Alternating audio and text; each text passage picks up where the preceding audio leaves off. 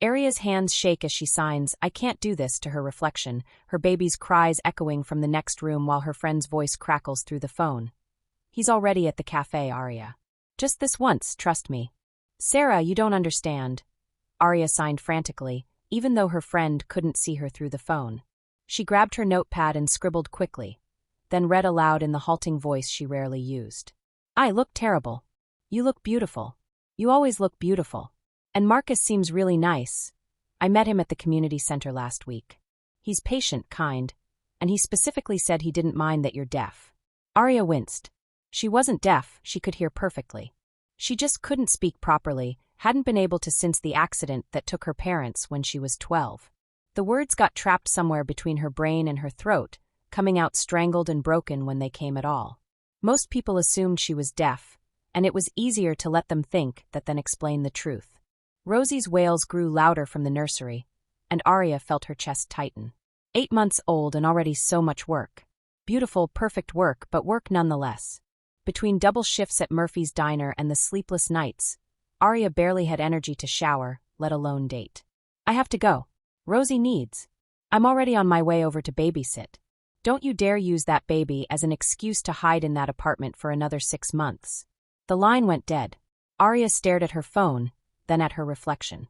Dark circles shadowed her green eyes, and her auburn hair hung limp around her shoulders. The one decent dress she owned, a simple navy blue piece from before Rosie, still fit barely. She'd lost too much weight lately, stress and exhaustion stealing her appetite. 20 minutes later, Sarah burst through the door like a hurricane, all blonde curls and determination. She took one look at Arya and immediately started fussing, applying concealer under her eyes and braiding her hair into something that actually looked intentional. "You're going," Sarah declared, scooping Rosie from her crib. "This Marcus guy runs some kind of security business. Very successful, very single, and, according to my source, very handsome." Arya grabbed her notepad. "What if he's expecting someone normal? You are normal. You're a wonderful mother working 2 jobs to support your daughter. Any man worth your time will see that." Sarah bounced Rosie gently. "Besides, what's the worst that could happen? You have coffee, make polite conversation, and come home. Low stakes." But as Arya walked the 4 blocks to Moonbeam Cafe, her stomach churned with each step. She'd never been on a blind date. Hell, she'd never been on any kind of date since high school.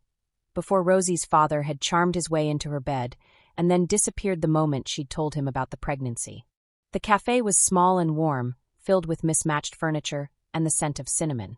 Arya spotted him immediately. He was the only man sitting alone, and Sarah hadn't exaggerated about the handsome part. Tall even while seated, with dark hair and the kind of broad shoulders that filled out his black sweater perfectly. When he looked up and their eyes met, Arya felt something strange flutter in her chest. His eyes were golden brown, warm and patient as she approached his table. He stood immediately, and she had to tilt her head back to meet his gaze. "Arya." His voice was deep, gentle. When she nodded, he smiled. "I'm Marcus. Thank you for coming." She pulled out her phone and typed quickly, showing him the screen. "Thank you for being patient with this arrangement. Sarah can be very persistent." Marcus chuckled, and the sound sent an unexpected warmth through her. "She mentioned you prefer to communicate this way. I know some ASL if that's easier." Arya blinked in surprise. Most people either spoke too loudly or avoided eye contact entirely once they realized she was mute. She signed slowly. "You know sign language?" "Some. My sister is deaf." His signing was careful but accurate. "Coffee?" "I already ordered. Hope you don't mind. Sarah mentioned you like vanilla lattes." As he returned with their drinks, Arya studied him. Everything about Marcus seemed deliberate, controlled. The way he moved with fluid grace despite his size, the way his eyes constantly scanned their surroundings, the careful distance he maintained between them. Like a man used to being in charge, used to protecting things. They'd been talking, or rather, she'd been typing and he'd been responding, for 20 minutes when the cafe door chimed. Sarah rushed in, Rosie crying in her arms. "I'm so sorry," Sarah said breathlessly. "She won't stop fussing, and I think she wants her mama." Arya felt her cheeks burn as every head in the cafe turned toward them. This was exactly what she'd been afraid of. Being exposed as the struggling single mother she really was instead of the put-together woman she'd tried to pretend to be for one evening. She reached for Rosie, but Marcus was already standing. "May I?" Sarah looked surprised but handed the baby over. Arya watched in amazement as Marcus cradled Rosie against his chest, one large hand supporting her head while the other rubbed gentle circles on her back. He started humming something low and melodic, and miraculously, Rosie's cries began to quiet. "She's beautiful," Marcus said softly, his golden eyes fixed on the baby's face. "How old?" 8 months, Arya signed, still stunned by how natural he looked holding her daughter. "She has your eyes." Marcus looked up at Arya, and something passed between them, something that made her breath catch. "And she's lucky to have such a devoted mother." No questions about Rosie's father. No judgment in his expression. Just acceptance, as if single mothers and crying babies were perfectly normal parts of a first date. Sarah cleared her throat. "I should go. Unless, do you need me to take her home?" Arya looked at Marcus, who was still swaying slightly with Rosie now sleeping peacefully in his arms. The sight did something strange to her heart. "She seems comfortable," Arya typed, showing Marcus the message. "She's welcome to stay," he said. "Unless you'd prefer." Arya shook her head, settling back into her chair. For the first time in months, she felt something she'd almost forgotten. The simple pleasure of adult conversation, of being seen as more than just a tired waitress or exhausted mother. They talked until the cafe closed, Marcus holding Rosie the entire time, adjusting her position when she stirred but never seeming bothered by her presence. He told her about his security business, carefully avoiding details but making it clear he worked with people who needed protection. She told him about her job at Murphy's, about how she was saving for nursing school, about her dreams of giving Rosie a better life. When it was time to leave, Marcus walked them to Arya's apartment building. The evening air was crisp, and Arya pulled her thin jacket tighter around herself. "I had a really good time tonight," Marcus said as they reached her door. He transferred the sleeping Rosie carefully back to Arya's arms. Would you like to do this again? Maybe dinner next time." Arya felt that flutter again, stronger now. She fumbled for her phone one-handed while balancing Rosie. "I'd like that. But you should know, I'm not looking for anything casual. I can't afford to be." Marcus read the message, then looked directly into her eyes. "Neither am I. I'm looking for something real, Arya. Something that lasts." The way he said it, with such quiet certainty, made her believe him. Made her want to believe in possibilities she'd given up on months ago. "Saturday? After my shift ends at 6? I'll pick you up at 7. Marcus stepped closer, close enough that she could smell his cologne, something woodsy and warm. "Thank you for trusting me with tonight."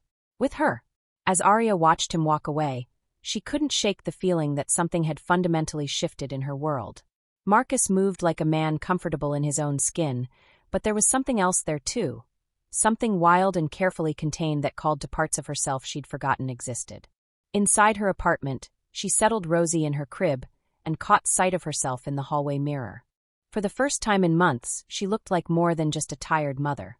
She looked like a woman who'd been seen, really seen, by a man who hadn't run at the first sign of complications in her life. Saturday suddenly couldn't come fast enough. Chapter 2. Marcus Kane stood at the floor-to-ceiling windows of his downtown penthouse office, watching the city sprawl below as Saturday's sunset painted the sky in shades of amber and gold. The colors reminded him of Arya's eyes, and he found himself checking his watch again. 6:30. In 30 minutes, he'd be picking her up for dinner. He should be preparing for tomorrow's council meeting instead. Should be reviewing the treaties that would solidify his PAC's control over the Northern Territories. Should be considering the political marriage his advisors kept pushing, the alliance with the Blackwood PAC that would secure his bloodline and strengthen their borders. Instead, all he could think about was the way Arya had looked at him when he'd held her daughter, the trust in her green eyes when she'd agreed to see him again. His phone buzzed. A text from his beta, David. "Council's expecting an answer about the Blackwood proposal by Monday. Celeste arrived this morning. She's displeased that you haven't responded to her calls." Marcus deleted the message without responding. Celeste Blackwood had been chosen for him before he'd even met her. A perfect political match with impeccable bloodlines and a ruthless ambition that matched her beauty. She was everything an Alpha King's mate should be. She wasn't Arya. The thought was dangerous, treasonous even. He was the Alpha King of the Northern Territories, responsible for over 2,000 wolves across 6 states. His mate choice affected thousands of lives, trade agreements, territorial disputes. He couldn't throw it all away for a human woman who didn't even know what he was. But when he'd held Rosie in that cafe, when the baby had settled against his chest with complete trust, something had shifted in his wolf.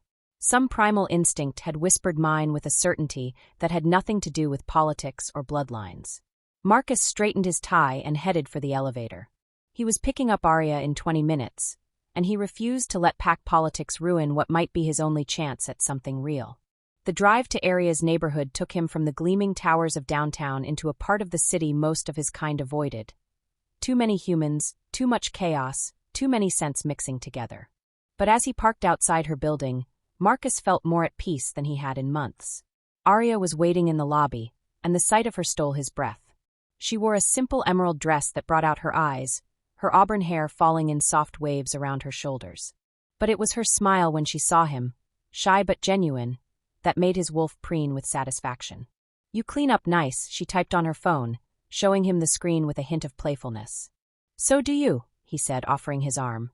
"I hope you like Italian. There's a place downtown that makes incredible risotto." As they walked to his car, a sleek black Mercedes that drew appreciative glances, Marcus caught something that made every instinct snap to attention. Another wolf's scent, faint but definitely present. Someone had been watching Arya's building recently. He kept his expression neutral as he opened her door, but his mind raced. It could be coincidence. Lone wolves sometimes drifted through human neighborhoods. But the scent carried undertones of aggression, territorial marking. Someone had been hunting. The restaurant was one of his favorites, small and intimate with tables far enough apart for private conversation. Marcus had specifically chosen it because the owner was human, and the clientele was unlikely to include anyone from the supernatural community. Arya seemed to relax as they settled into their corner booth, the soft lighting and quiet atmosphere putting her at ease. She pulled out her phone to type, then hesitated. "What is it?" Marcus asked gently. "I've never been somewhere this nice," she finally showed him. "I feel underdressed." "You're perfect," Marcus said, and meant it. "You could wear a paper bag and outshine every woman in here." Her cheeks flushed pink, and she looked down at her menu. Marcus found himself studying her profile, the elegant line of her neck, the way she worried her lower lip when she was thinking. His enhanced senses picked up her scent, warm vanilla, and something uniquely her that made his wolf want to mark her as his own. The thought shocked him with its intensity. He'd never experienced anything like this instant, overwhelming attraction. Even in his teenage years, when hormones and wolf instincts had run wild, he'd maintained control. But Arya made him want to forget about control, about duty, about everything except the way she smiled when she looked at him. They ordered dinner. She chose the butternut squash ravioli after he assured her it was one of the chef's specialties, and fell into easy conversation. She told him about her nursing school applications, her hopes of eventually working in pediatrics. He found himself sharing more than he'd intended about his business, carefully editing out the supernatural elements, but describing the satisfaction of protecting people who couldn't protect themselves. "You have that look," Arya typed during a lull in conversation. "What look?" "Like you're used to being in charge. Like people come to you when they need problems solved." Marcus paused, surprised by her perceptiveness. "Is that a bad thing?" "No," she typed quickly. "It's reassuring. I haven't felt safe in a long time. But I feel safe with you." The simple honesty of the statement hit him harder than any declaration of love could have.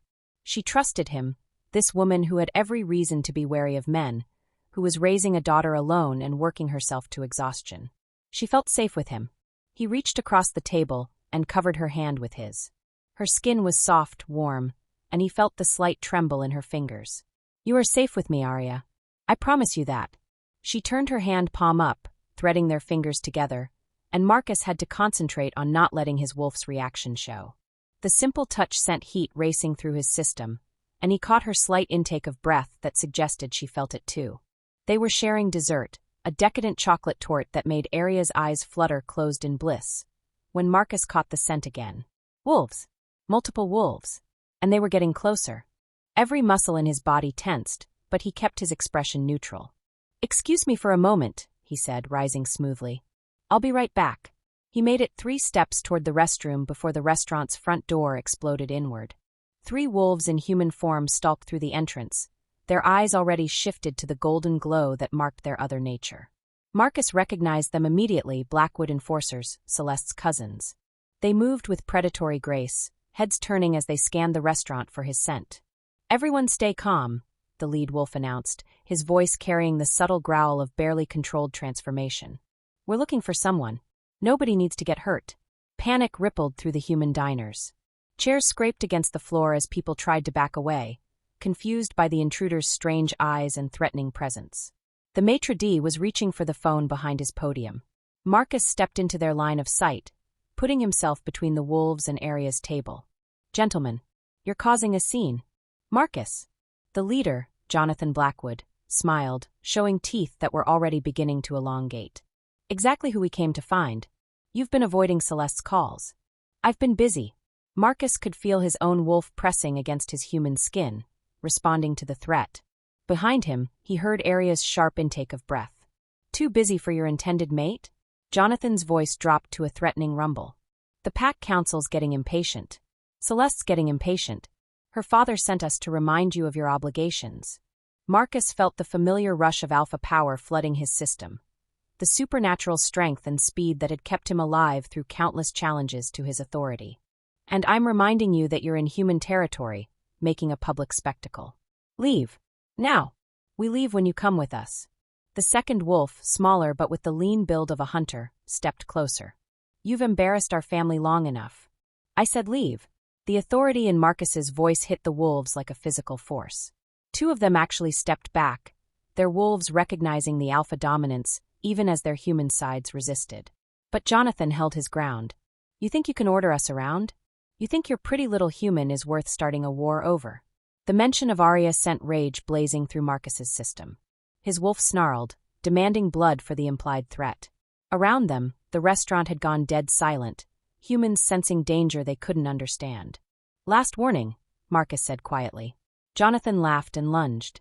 What happened next took less than 10 seconds, but Marcus knew it would change everything. His wolf's reflexes took over. He caught Jonathan mid-leap, his enhanced strength allowing him to absorb the impact and redirect the wolf's momentum into the wall. The second attacker came at him from the side, but Marcus spun with inhuman speed, his fist connecting with the wolf's solar plexus hard enough to lift him off his feet. The third wolf hesitated, seeing his packmates down, but Marcus was already moving. A precise strike to the nerve cluster at the base of the wolf's neck dropped him unconscious to the floor. 3 Blackwood enforcers, neutralized in under 10 seconds without Marcus even fully shifting. Silence stretched through the restaurant like a held breath. Then the whispers started, humans trying to process what they'd just witnessed. The maitre d' was speaking rapidly into his phone, probably calling 911. Marcus turned back to their table, his heart sinking when he saw Arya's expression. Her green eyes were wide with shock, her phone clutched in trembling hands. She'd seen everything. The inhuman speed, the strength that no ordinary human should possess.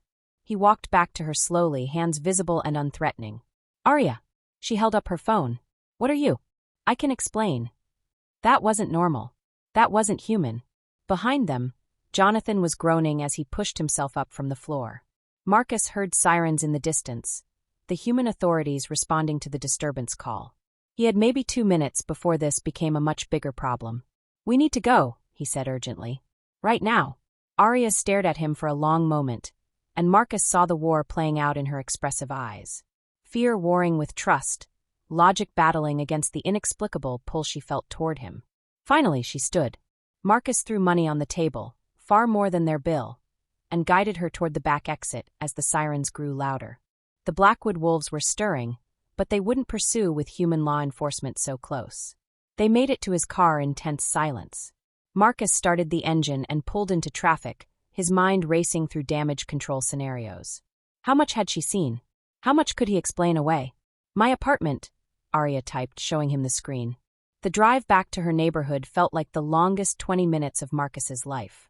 When he parked outside her building, Arya didn't get out immediately. Instead, she pulled out her phone and typed for a long time. "I've seen combat veterans move fast. I've seen martial artists demonstrate incredible technique. What I saw in there wasn't training. What I saw was something else entirely." Marcus stared at the screen, choosing his words carefully. "I've had extensive self-defense training. Military background. Some situations require decisive action. Those men called you by name. They knew you. They were looking for you specifically. Business rivals," he said. "My company handles high-stakes security. Sometimes that makes enemies." Arya looked at him for a long moment, and Marcus felt like she was seeing straight through every careful lie. "The woman they mentioned, Celeste. Your intended mate? Marcus closed his eyes. It's complicated. Are you married? No. Engaged? Not exactly. Arya's expression hardened. She typed rapidly. There's someone you're supposed to be with. Someone your family expects you to marry. Yes, Marcus admitted, because he couldn't lie to her about something so important. But it's not what I want. What do you want? The simple question hung between them like a challenge. Marcus looked at this woman, this human woman who was raising a daughter alone, working double shifts to survive, who had every reason to walk away from whatever dangerous world he'd just pulled her into. You, he said simply. I want you. Arya's breath caught. She stared at him, searching his face for lies, for the deception that experience had taught her to expect from men. Instead, she found only honesty, raw, desperate honesty from a man who was clearly fighting his own battles. This is insane, she typed. I don't even know your last name. I don't know what you really do for work. I don't know who those men were, or why they wanted to hurt you. Kane. Marcus Kane. And they didn't want to hurt me, they wanted to control me. Why? Because I have something they need. Authority. Influence. The kind of power that comes with responsibility I never asked for. Arya studied his face, seeing the weight he carried, the loneliness that matched her own. Finally, she typed, I should run. Everything about this screams danger.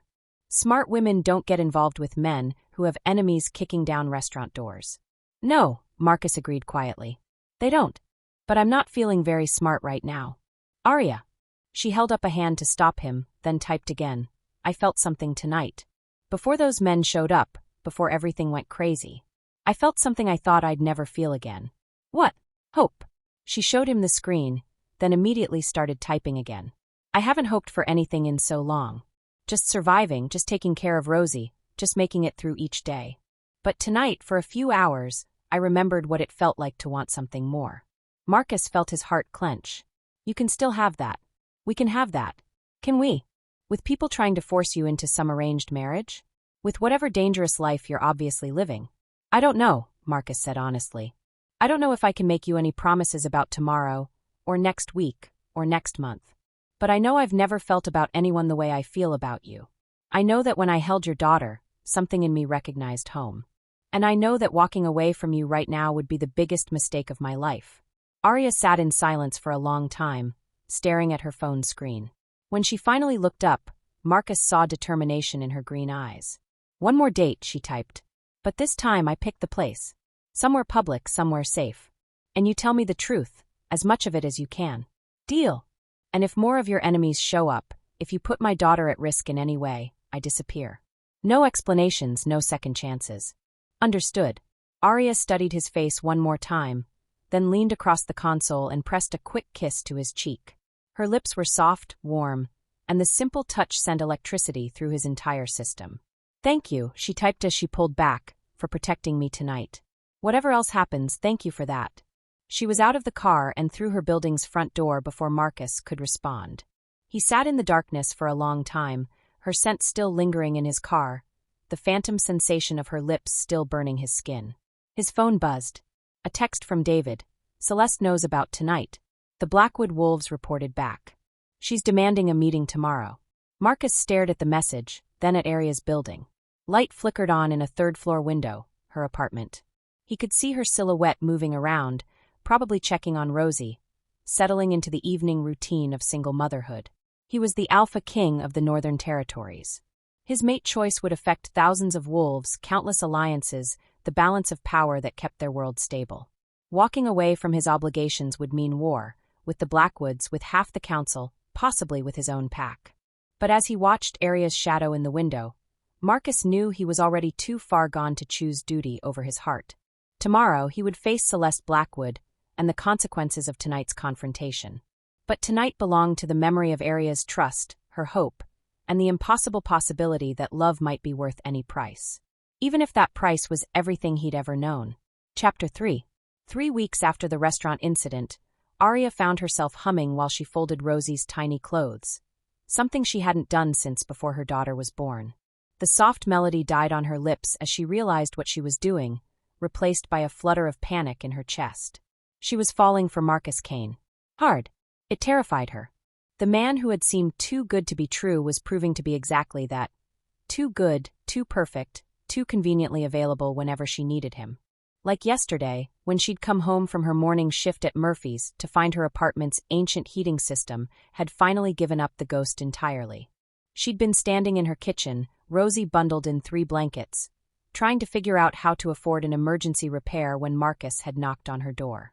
He'd taken one look at her red nose and chattering teeth, rolled up his expensive sleeves, and disappeared into the basement with her landlord's grudging permission. 2 hours later, her apartment was warm again. When she'd tried to pay him, he'd waved her off with that gentle smile that made her knees weak. "I know a guy who owes me a favor," he'd said, as if conjuring heating repair miracles was perfectly normal. "Don't worry about it." But Arya was beginning to worry about a lot of things. Her phone buzzed with a text from Marcus. "Dinner tonight? I'll cook. Your place, 7 p.m. She stared at the message, her heart doing that stupid fluttering thing again.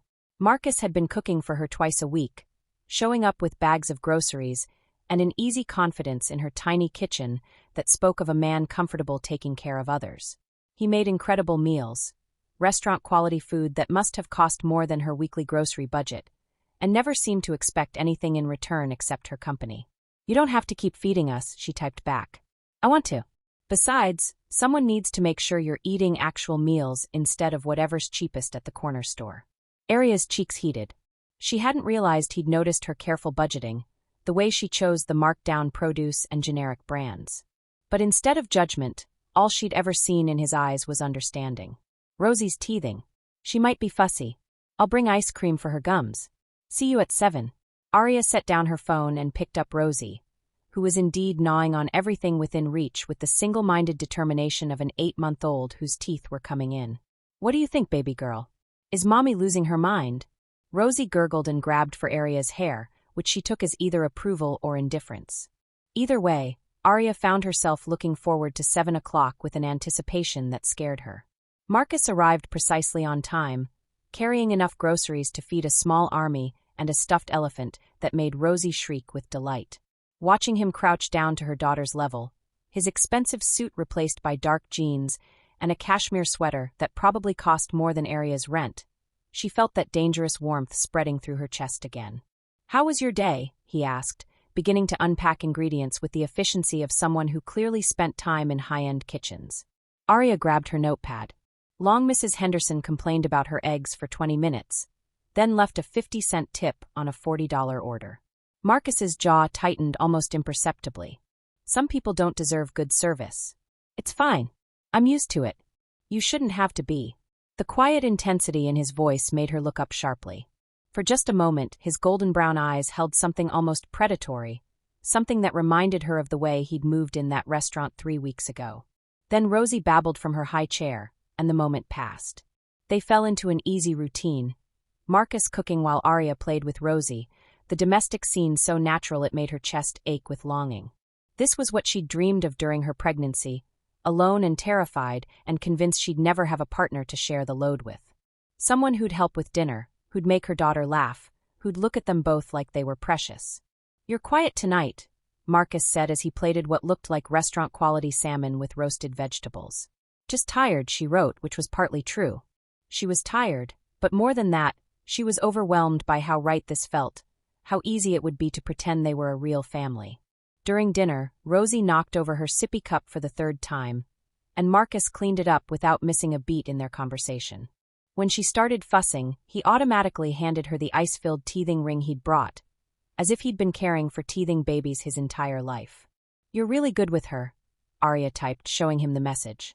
Marcus glanced at Rosie, who was contentedly gnawing on her teething ring while watching him with the focused attention babies reserved for their favorite people. "She's easy to love." The simple statement hit Arya like a punch to the solar plexus. She stared at him, looking for the calculation, the manipulation, the angle that experience had taught her all men had when it came to single mothers. Instead, she found only sincerity. "What about her father?" Marcus asked quietly, and Arya's blood turned to ice.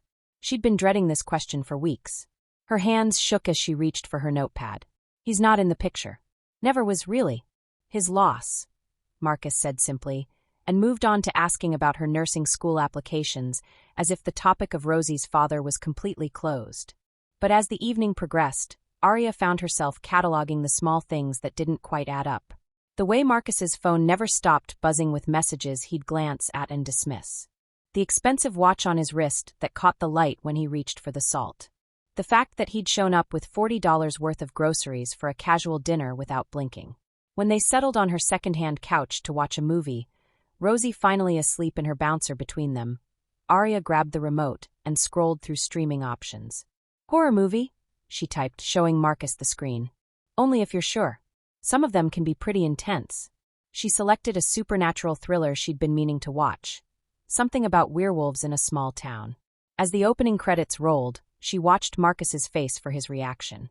His expression remained perfectly neutral, but she caught the way his hand tightened almost imperceptibly on his beer bottle when the first transformation scene began. Completely unrealistic, he murmured as the werewolf on screen went through an elaborate, painful-looking shift. Real transformations would be much faster. More fluid. Arya paused the movie and stared at him. Real transformations? Marcus's eyes widened slightly, as if he'd just realized what he'd said. I mean, if werewolves were real. Which they're not, obviously. I just meant from a biological standpoint, the physics of it would be. His phone rang, cutting off his explanation. The ringtone was sharp, urgent, and Marcus's entire demeanor changed as he glanced at the screen. I need to take this, he said, already standing. It's work. He stepped onto her small balcony, sliding the glass door closed behind him. But Arya could still hear his voice through the thin walls, speaking in what sounded like German? Russian? Something harsh and guttural that definitely wasn't English. When he came back inside 10 minutes later, his easy smile was back in place, but there was tension around his eyes that hadn't been there before. Sorry about that. Crisis at work. What kind of work requires phone calls in foreign languages at 9 p.m. on a Wednesday? Arya typed. Security consultation. International clients. Marcus settled back on the couch, but she could feel the subtle distance he'd put between them. Where were we? They finished the movie in relative silence, Marcus making occasional comments about the werewolf lore that demonstrated a surprisingly comprehensive knowledge of shapeshifter mythology. When the credits rolled, he helped her clean up the dinner dishes with the same quiet efficiency he brought to everything else. I should go, he said as she dried the last plate. Early meeting tomorrow. But as he gathered his jacket, his phone buzzed again. And again. And again. Popular night, Arya observed in her halting voice. Marcus's smile was strained. Something like that. He kissed her goodnight, a soft, lingering kiss that made her forget all her questions for a moment, and left her standing in her doorway, watching him walk to his car with that fluid grace that reminded her uncomfortably of a predator. The next morning, Arya was wiping down tables at Murphy's when Sarah slid into a corner booth, looking uncharacteristically serious. We need to talk, Sarah said without preamble. Arya grabbed her notepad. What's wrong? That guy you're seeing, Marcus. There are some weird things happening around him. Arya's stomach dropped. What kind of weird things? Sarah glanced around the diner to make sure they weren't being overheard. Jake, you remember Jake from my apartment building? The one who works for that private security company downtown. Arya nodded. She vaguely remembered meeting Jake at one of Sarah's parties. He says there's been chatter in the security world about some high-profile client who's been making waves. Someone with serious money and serious enemies. And get this, Jake thinks it might be your Marcus. That's ridiculous, Arya wrote, but her hand was shaking. Is it? Arya, have you Googled this guy? Have you tried to find anything about him online? Arya's face must have given her away, because Sarah leaned forward urgently. You haven't, have you? Honey, I love how happy you've been these past few weeks, but you don't know anything about him. Not really. I know enough. Do you? Do you know where he lives? Where he works exactly? Do you know why expensive cars keep circling your block on the nights he comes over? Arya's blood turned to ice. What cars? Black sedans. Tinted windows. Mrs. Rodriguez in Forby mentioned them to me yesterday. She's convinced they're either cops or gangsters. The notepad slipped from Arya's numb fingers. She thought about Marcus's perfect timing, always showing up exactly when she needed him. His expensive clothes and casual attitude toward money. The way he'd handled those men in the restaurant with inhuman speed and strength. The foreign language phone calls. His encyclopedic knowledge of werewolf lore. There's something else, Sarah said gently. Yesterday, when I was picking up coffee before work, I saw a guy taking pictures outside your building. Professional camera, telephoto lens. When I tried to get closer, he disappeared. What kind of pictures?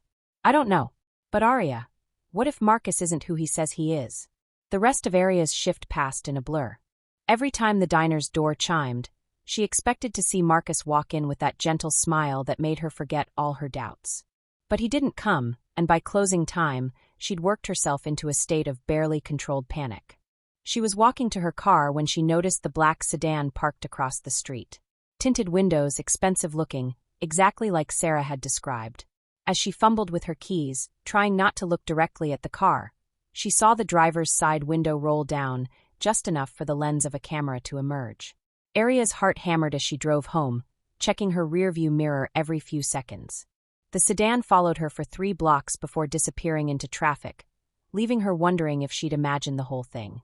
Her hands were still shaking when she unlocked her apartment door to find Marcus standing in her kitchen, stirring something on the stove while Rosie giggled from her high chair. "Hey," he said, turning to smile at her. "Mrs. Patterson downstairs let me in. Hope you don't mind, I wanted to surprise you." For a moment, the sight of him in her domestic space, so right, so perfect, made her forget all her fears. Then she noticed his suit jacket draped over her chair, expensive fabric that probably cost more than she made in a month. "How did you get in without a key?" she typed. "Mrs. Patterson recognized me. She said you'd told her I was your boyfriend." Marcus's smile was warm, but Arya caught the way his eyes searched her face. "Is that what you told her?" Maybe. I like the sound of that." Marcus moved toward her, and Arya had to force herself not to step back. "Are you okay? You look upset. Long day." But as Marcus pulled her into his arms, as his familiar scent surrounded her and his solid warmth chased away her fears, Arya found herself melting against him despite everything. This was Marcus, the man who'd held her daughter like she was precious, who'd fixed her heater without being asked, who looked at her like she was worth something. He couldn't be dangerous. Could he? "I missed you today," he murmured against her hair. "You saw me yesterday. Still missed you." They ate dinner together, another perfectly prepared meal that must have cost a fortune. And Arya tried to ignore the way Marcus's phone kept lighting up with messages he consistently ignored. Tried not to notice how he seemed to know exactly when Rosie would get fussy, exactly how she liked her bottles prepared, exactly which lullaby would put her to sleep. Like he'd been studying them. After Rosie was down for the night, they settled on the couch with wine Marcus had brought, something that probably cost more than Arya's weekly grocery budget. She curled against his side, trying to ignore the questions circling in her mind like vultures. "Marcus," she said in her halting voice, the words coming out barely above a whisper. "Can I ask you something?" "Anything." "Who are you? Really?" Marcus went very still beneath her. "What do you mean?" I don't know anything about you. Where you live, who your friends are, why you always have so much money but never seem to work regular hours. I told you I run a security business. What kind of security business requires phone calls in foreign languages? What kind of security business means expensive cars following me home from work?" Marcus was quiet for so long that Arya lifted her head to look at him. His golden eyes were distant, calculating, and for a moment she saw something in them that chilled her, something wild and dangerous that he kept carefully hidden. "There are things about my life that are complicated," he said finally. "Things I can't explain right now. Can't or won't. Both." Marcus's arms tightened around her. "Arya, I know how this sounds, but I need you to trust me. Just a little longer. Are you in some kind of trouble? Not the kind you're thinking of. What kind then?" Marcus was quiet again, and Arya could practically hear him weighing his words. "The kind where telling you the truth might put you and Rosie in more danger than keeping you in the dark." The honest admission sent ice through her veins. She pulled away from him, putting physical distance between them as her mind raced. "So there is danger." "There's always danger around me," Marcus said quietly. "I've been trying to keep it away from you." "By lying to me?" "By protecting you." Arya stood up abruptly, pacing to the window. Outside, the street looked normal, no black sedans, no mysterious photographers.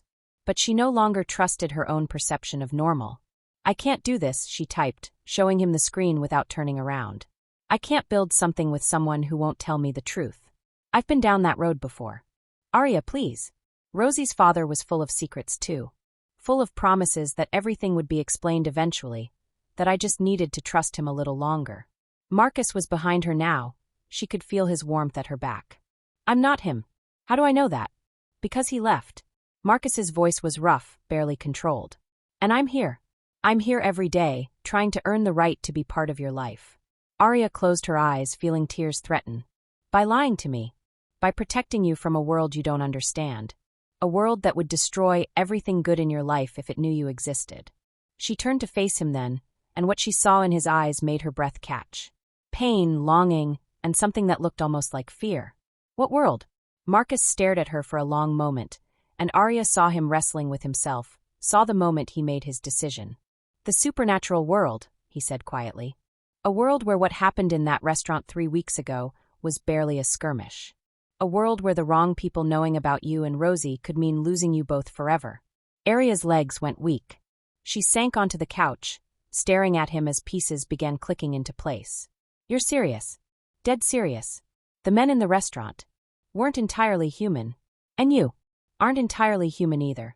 The room went dead silent except for the hum of her ancient refrigerator and the distant sound of traffic.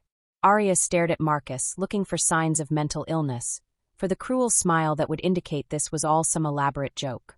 Instead, she found only truth, raw, terrifying truth from a man who looked like he was bracing for her to run screaming from the room. What are you? She finally typed. Marcus took a deep breath. I'm what you might call a werewolf, though we prefer the term shapeshifter. And those men? Also shapeshifters. From a rival pack. Pack. Like a family. A community. Marcus hesitated, then forged ahead. I'm their leader. Arya processed this information with the surreal calm of someone whose world had just shifted fundamentally off its axis. She thought about Marcus's inhuman speed in the restaurant, his extensive knowledge of werewolf lore, his perfect instincts with Rosie. The woman they mentioned, Celeste, is from another pack, a political alliance that my advisors want me to make. An arranged marriage. Yes, but you don't want it. No, I want you. The simple statement hung between them like a bridge. One Arya could either cross or burn. She looked at this man who had somehow become essential to her happiness in just a few short weeks. This man who had lied to her about the most fundamental aspect of his identity, who had brought danger to her doorstep, who belonged to a world she couldn't begin to understand. This man who looked at her daughter like she was precious, who had never once made Arya feel like a burden, who was currently watching her with the expression of someone whose entire world hung on her next words. Show me, she typed. Marcus blinked. What? If you're really what you say you are, show me. Arya, I don't think. Show me or leave. Those are your options. Marcus stared at her for a long moment, then nodded slowly. Not here. If Rosie wakes up. The roof. There's access through the stairwell. 10 minutes later, they stood on the roof of her building under a canopy of stars, the city sprawling below them in a tapestry of lights. Marcus had been quiet during the climb, and now he stood several feet away from her, tension radiating from every line of his body. Are you sure about this? He asked. Arya nodded, not trusting herself to speak. Marcus closed his eyes and took a deep breath. For a moment, nothing happened. Then Arya heard something, a sound like fabric tearing, like bones realigning. Marcus's body began to blur, to shift, and suddenly where a man had been standing, there was something else entirely. The wolf was enormous, easily the size of a small horse, with dark fur that gleamed silver in the moonlight. Its eyes, Marcus's eyes, were the same golden brown, intelligent and achingly familiar. Arya stared, her scientific mind trying to process what she was seeing while her heart hammered against her ribs. The wolf took a tentative step toward her, and she saw Marcus in the careful way it moved, the gentle intelligence in its gaze. Slowly, hardly daring to breathe, Arya extended her hand. The wolf, Marcus, stepped forward and nudged her palm with his massive head. His fur was impossibly soft, warm, and she could feel the rumble of contentment in his chest as she stroked behind his ears. My God, she whispered, the words coming out in her broken voice. You're beautiful. The transformation back was quicker, smoother, and suddenly Marcus was kneeling in front of her in human form, naked from the waist up, watching her face with desperate intensity. Say something, he pleaded. Anything. Arya reached out and touched his face, tracing the familiar lines of his jaw, the cheekbones she'd memorized, the lips that had kissed her goodnight just hours ago. You're still you, she whispered. The relief that flooded Marcus's expression was so profound it made her chest ache. He caught her hand and pressed it flat against his chest, over his heart. I'm still me, he confirmed. I'm still the man who's falling in love with you. The admission hit her like a physical blow. She stared at him, seeing past the supernatural revelation to the fundamental truth beneath. This was Marcus, the man who had somehow become necessary to her happiness, who looked at her daughter like she was precious, who was currently watching her like his entire world hung on her acceptance. "I need time," she finally typed on her phone. "To think. To process." Marcus nodded, pulling his shirt back on. "Of course. This is a lot." "It is. But Marcus?" "Yeah. Thank you. For trusting me with the truth." They made their way back down to her apartment in silence, both lost in thought. At her door, Marcus hesitated. "I know you need space," he said quietly. "But there are things you need to know. Precautions you need to take. The supernatural world isn't just werewolves, and not all of them are as friendly as I am." "Tomorrow," Arya typed. "We'll talk tomorrow." Marcus nodded and kissed her forehead gently. "Lock the door behind me. And Arya? If anything feels wrong, anything at all, call me immediately." After he left, Arya stood in her dark apartment, listening to Rosie's soft breathing from the nursery and trying to reconcile everything she thought she knew about the world with what she'd just learned. Marcus was a werewolf, a shapeshifter who led a pack of other shapeshifters, who was being pressured into a political marriage, who had enemies who might see her and Rosie as leverage. She should be terrified. She should be packing their bags and disappearing into the night. Instead, she found herself thinking about the gentle way the wolf had nuzzled her hand, the relief in Marcus's eyes when she hadn't run screaming, the fundamental truth that he was still the same man who had been fixing her life one small kindness at a time. Her phone buzzed with a text from an unknown number. A photo attachment loaded slowly on her ancient device, and when it finally appeared, Arya's blood turned to ice. It was a picture of her and Marcus on the roof, taken with a telephoto lens from a neighboring building. In the image, she was clearly visible reaching out to touch what looked like an enormous wolf. Below the photo was a single line of text: "The Alpha King has found his weakness." How interesting. Arya stared at the message, her hands shaking. Someone had been watching them. Someone had photographed Marcus's transformation, had seen her acceptance of his true nature. Someone now knew exactly how to hurt the most powerful werewolf in the Northern Territories. And they had chosen her as their weapon. Chapter 4. Arya stared at the threatening text message until her eyes burned. The image of herself reaching toward Marcus's wolf form seared into her memory. Someone had been watching them. Someone who knew exactly what Marcus was and what her acceptance meant. She barely slept that night, jumping at every sound in the hallway, checking and rechecking the locks on her door.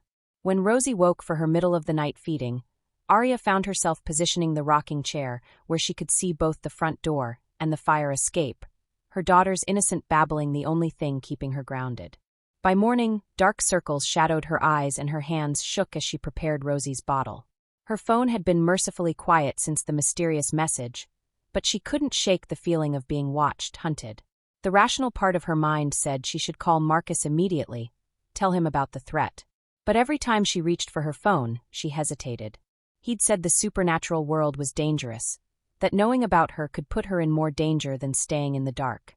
Well, now someone clearly knew about both of them, and she had no idea how to navigate waters she didn't understand. Her morning shift at Murphy's Diner passed in a haze of spilled coffee and distracted service. The regular customers seemed to sense her mood, leaving smaller tips and making increasingly irritated comments about her clumsiness. By lunchtime, her manager Joe was giving her concerned looks. "You okay, Arya?" he asked during a brief lull. "You seem off today." She grabbed her notepad from her apron pocket. "Just tired. Rosie was fussy last night. Maybe you should take the afternoon off. Maria can cover your tables." Arya shook her head quickly. She needed the money, needed the distraction, needed something normal to anchor her to the world she understood. "I'm fine. Really." But she wasn't fine, and things were about to get much worse. The diner's bell chimed at exactly 2:00, and Arya looked up from wiping down table 6 to see a woman who could have stepped out of a high-fashion magazine. Tall and willowy, with platinum blonde hair that fell in perfect waves to her shoulders, she wore a cream-colored coat that probably cost more than Arya made in 6 months. Her skin was flawless porcelain, her makeup subtle but expertly applied, and when she moved, it was with the fluid grace of someone accustomed to being watched, admired, obeyed. But it was her eyes that made Arya's blood run cold.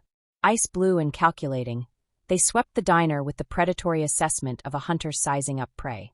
The woman's gaze found Arya and stopped, lips curving in a smile that never reached those Arctic eyes.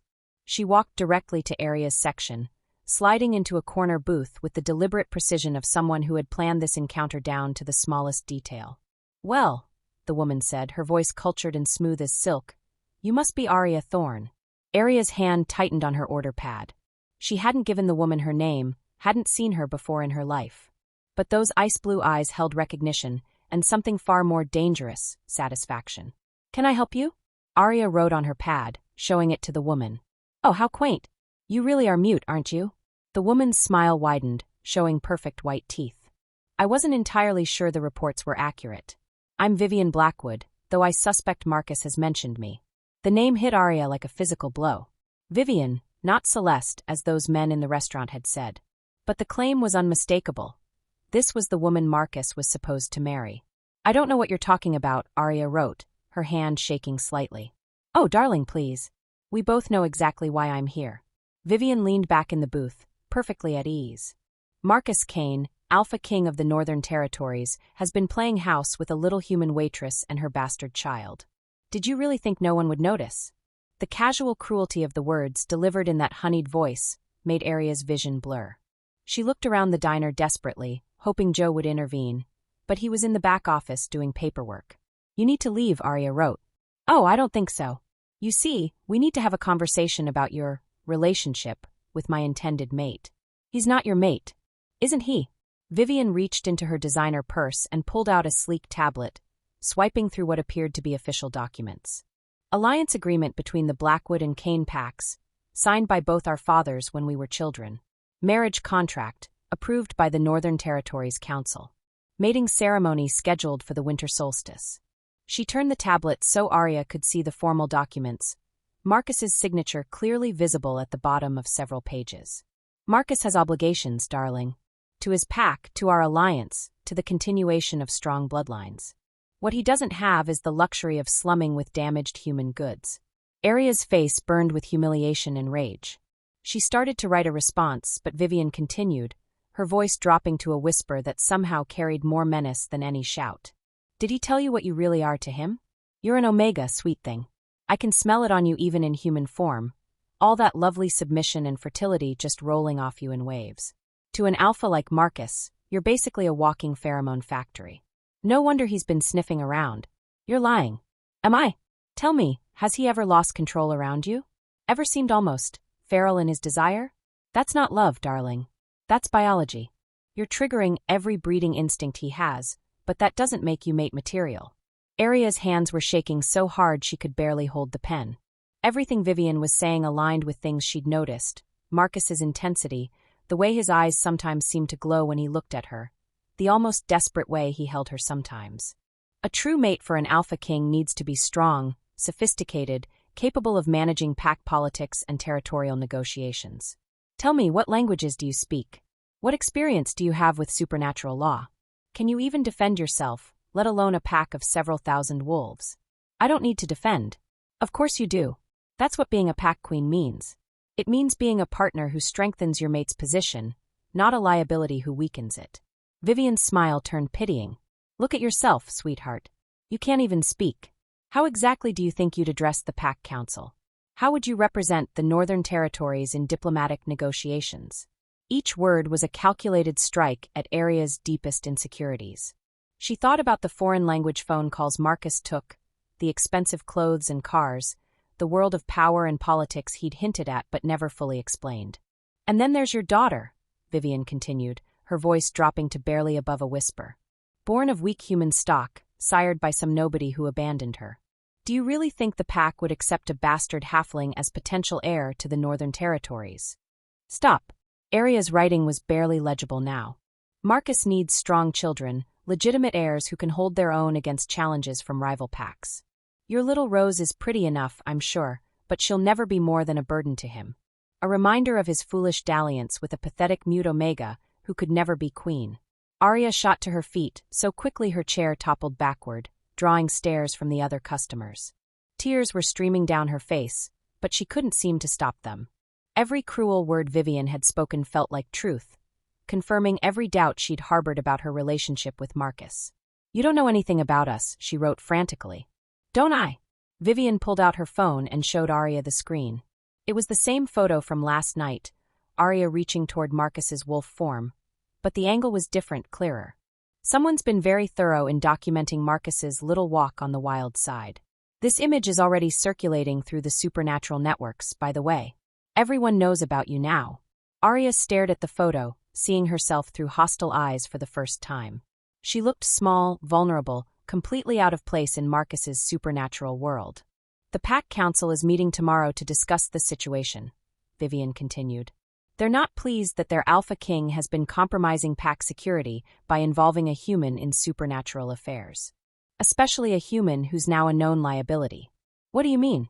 I mean, darling, that your very existence has become a threat to Pack stability. An Alpha King who can be manipulated through his human pet is an Alpha King who can be controlled. Marcus's enemies will use you against him, and his allies are already questioning his judgment. Viven stood, smoothing down her perfect coat. So here's what's going to happen. You're going to walk away from Marcus Kane. You're going to take your bastard child and disappear from his life completely. And in return, I'll make sure the Pack Council votes to leave you alone. And if I don't, Vivian's smile was arctic. Then you'll learn exactly how creative supernatural beings can be when it comes to dealing with threats to their security. Your daughter is half human, Arya. That makes her vulnerable to our kind in ways you can't even imagine. The threat to Rosie cut through Arya like a knife. She grabbed the edge of the table for support, her legs suddenly unsteady. I can see you understand me now, Viven said with satisfaction. Good. You have 24 hours to cut all contact with Marcus. Block his number, refuse to see him, make it clear that you want nothing to do with him or his world. He'll know something's wrong. He'll come looking. Oh, I doubt that. You see, I'll be having my own conversation with Marcus tonight. I'll explain that you learned about his true nature and realized you could never be part of it. That you begged me to make him leave you alone because you're terrified of what he is. He won't believe you, won't he? A mute single mother, overwhelmed by the revelation that her boyfriend is a dangerous supernatural predator? It sounds entirely reasonable to me. Vivian's eyes glittered with malicious satisfaction. Besides, I have evidence. She swiped her phone screen again, showing Arya another photo. This one appeared to show Arya backing away from Marcus's wolf form, her face a mask of terror. But Arya remembered the moment. She'd been reaching toward him, not away.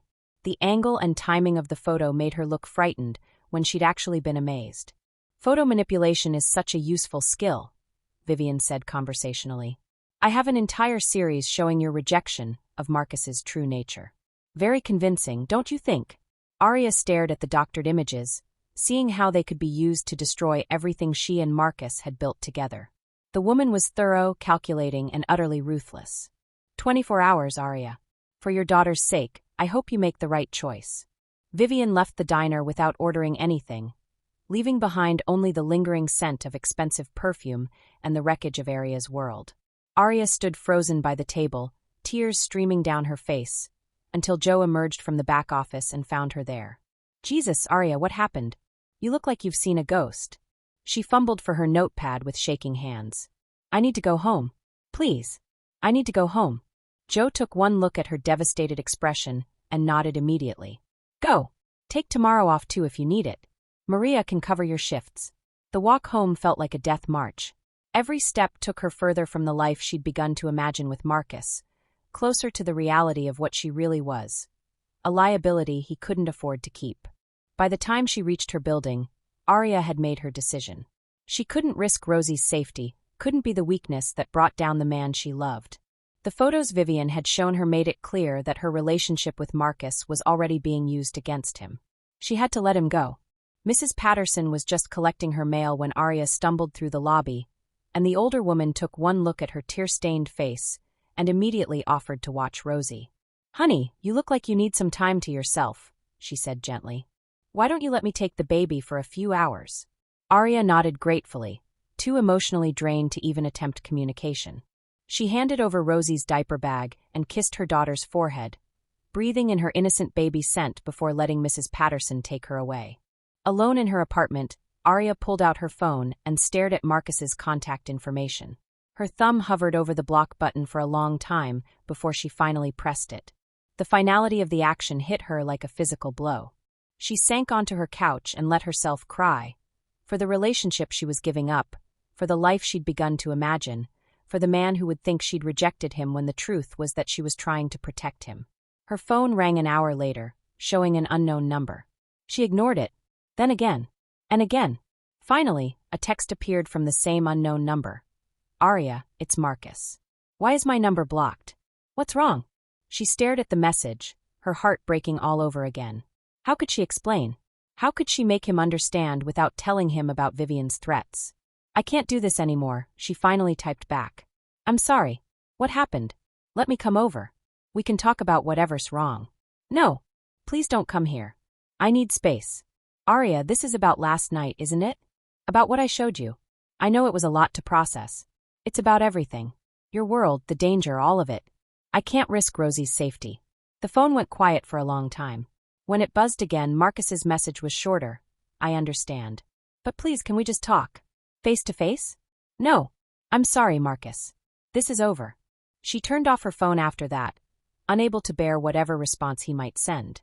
The silence in her apartment felt oppressive, filled with the ghosts of all the evenings they'd spent together, all the might-have-beens that would never be. 3 hours later, someone knocked on her door. Arya's heart leaped, thinking it might be Marcus ignoring her requests for space.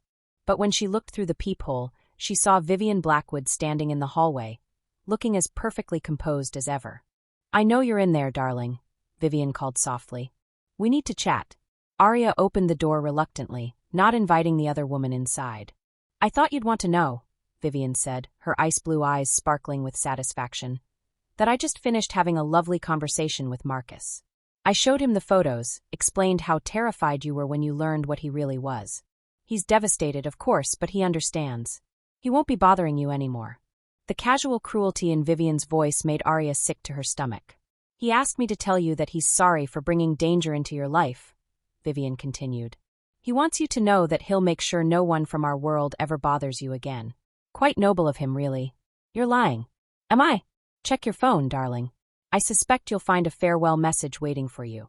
With shaking hands, Arya turned her phone back on. Sure enough, there was a text from Marcus's temporary number. "I'm sorry for everything. You and Rosie deserve a safe, normal life. I won't contact you again. Be happy, Arya. That's all I ever wanted for you." The message felt like a knife to the heart.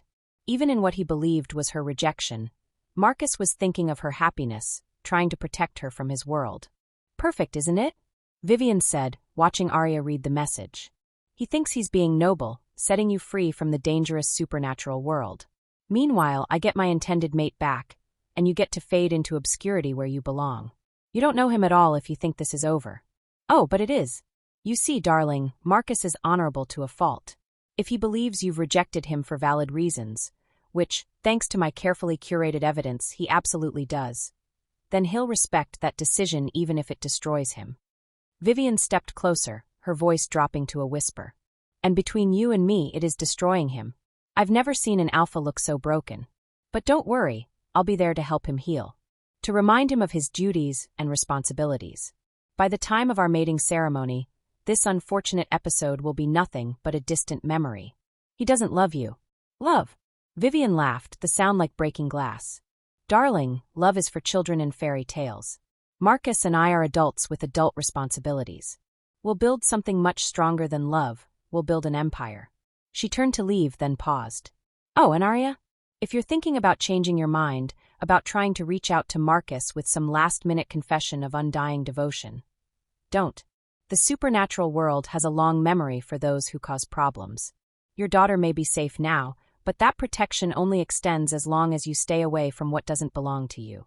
With that final threat, Vivian was gone, leaving Arya alone with the wreckage of her heart and the terrible knowledge that she'd just lost the only man she'd ever truly loved. She sank to the floor by her door, clutching her phone with Marcus's farewell message still glowing on the screen. Somewhere across the city, he was probably believing the worst about her, that she'd taken one look at his true nature and run screaming. The truth was so much worse. She'd seen exactly who he was, supernatural and all, and loved him anyway. But love wasn't enough when it came with a target painted on her daughter's back. As night fell over the city, Arya grieved for what might have been, while across town, Marcus Kane stared out at the skyline and wondered how he'd managed to lose the only woman who'd ever made him feel truly human. Thank you for watching this video. Subscribe, Like and share this video to be the first to get notified when the part 2 of this story drops.